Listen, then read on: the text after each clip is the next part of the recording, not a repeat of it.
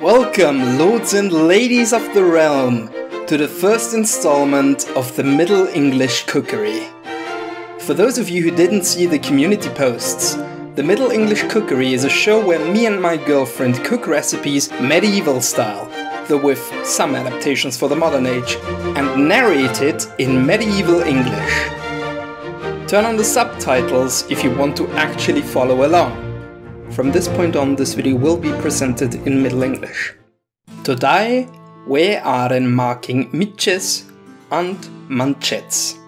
A first, what you will require for making 2 mitches and 8 to 10 manchets. 2 marks of wheaten flour. 1 pint of warm water.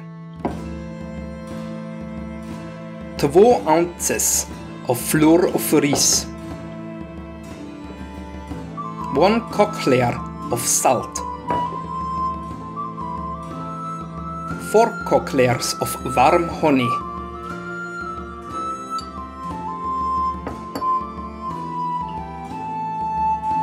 Oil for greasing thine bolle. 1 ounce of yeast. 3¼ scoops of brown ale.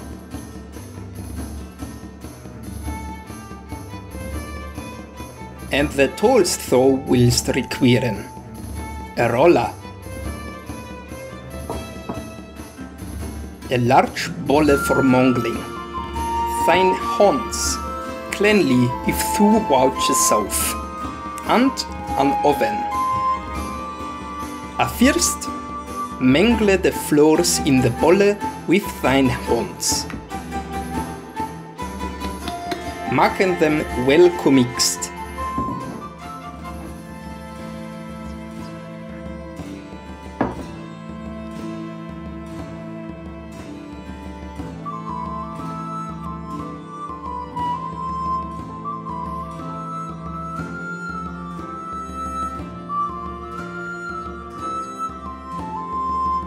Farse salt.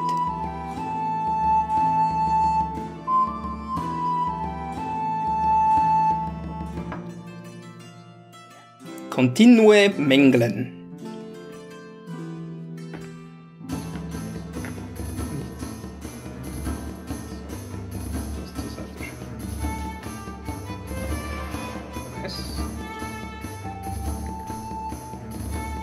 Ready yeast, water,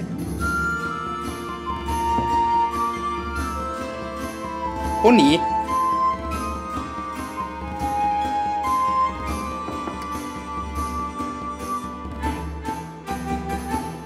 and ale. If you want to be sharper than we were, let the blubbering of the ale fallen afore you commixed it. There beef nocht bade about it having blubbering, but a less of the Middle Ages were overless blubbering than ours are now. Since you are only employing a bit of the beer, the witful housewife knows just what to do with the rest. Mingle yeast with warm water and honey.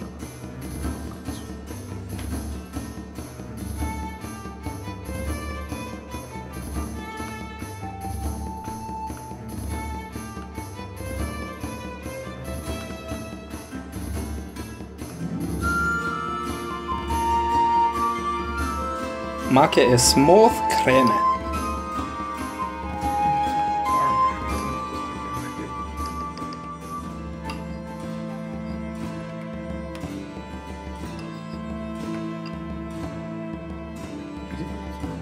Afore you farce it to the flour, farce the beer and munge just a little more.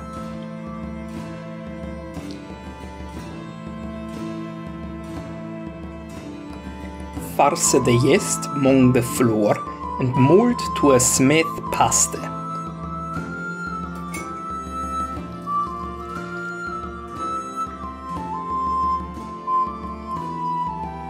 occasionally farsin även varme vattnet.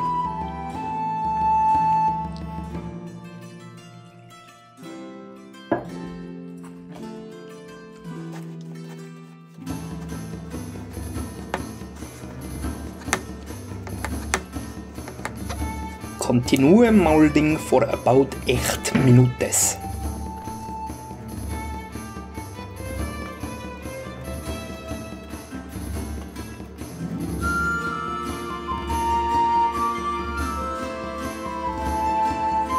Once complete, grease the bolle with thine oil.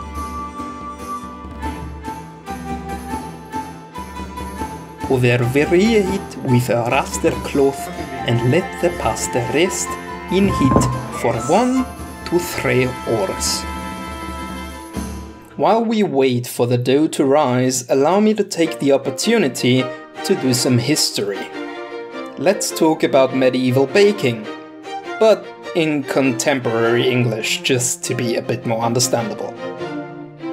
While we are, right now, adding the ale to the dough mostly for flavor, bakers in medieval Europe often depended on ale for their yeast.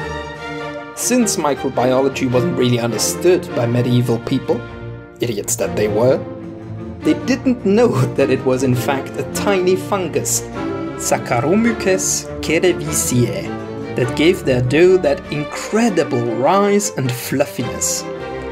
But they did still make yeast bread. How? Well, mostly they used barm, that is, a frothy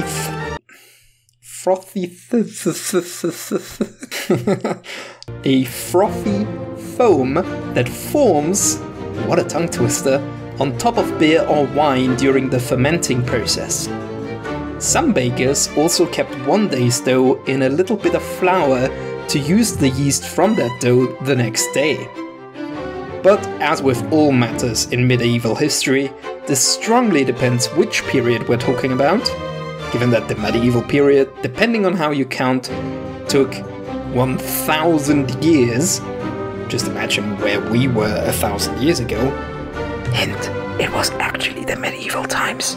And if we're talking about European medieval times, took place over a large tract of land spanning from modern-day Portugal all the way to the Kievan Rus of the time. So, anything and everything that you will hear about medieval history is not exactly universal. A baker from England, for instance, will probably have had a very different process to how he makes his bread and acquires his yeast than a baker from Poland or maybe the Byzantine Empire. Enough of the history anyway, back to the recipe.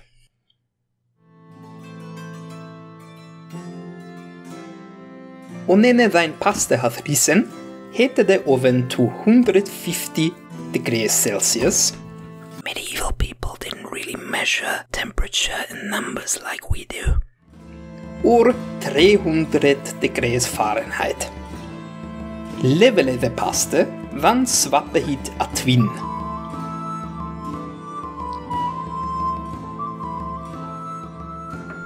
On of the halves, shape into loaves.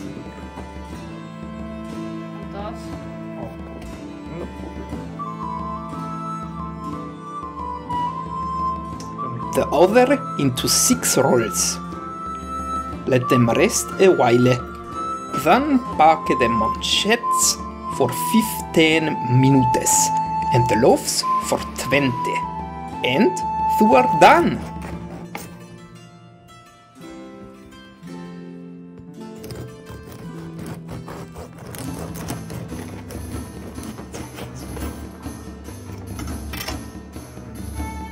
Enjoy thine medieval-styled pastes, perchance with butter or with the ripe we woolen maken for the next time.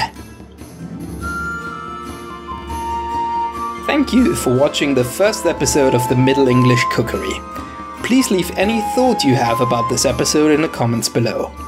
Check the links in the description to join the realm on Twitter or Discord, or to support me on Patreon. Will you try this recipe?